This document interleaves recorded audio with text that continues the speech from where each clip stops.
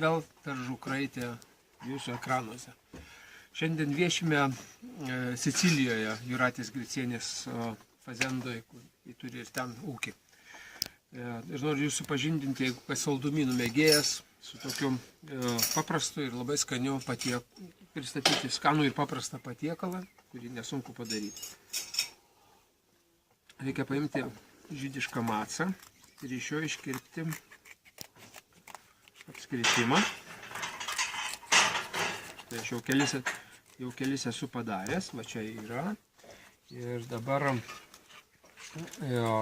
iškirpus tą macą, paimti ir užtepti ant jo sicilietiško Sicilian lemon curd with Sicilian lemon juice.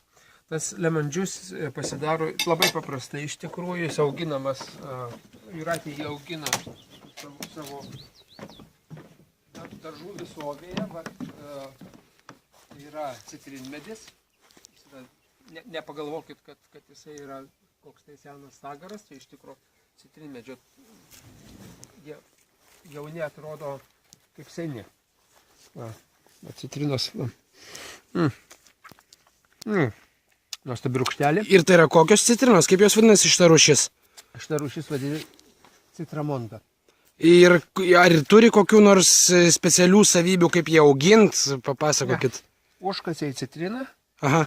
Ir viskas. Ir išaugo. Ir per kiek laiko toks, vadinkime, medis išauga iš paprastos citrinos? Kokias 2-3 valandas. Ir jau duoda vaisių? Ir duoda vaisių iš karto. Pačia prieš 15. Tai buvo prieš 15 minučių pasodinot? 15 minučių pasodinom. Būtent šitas? Šitą jo. O aną pasodinau prieš 20 minučių. Šitą? Taip. Matosi iškart. Nu va.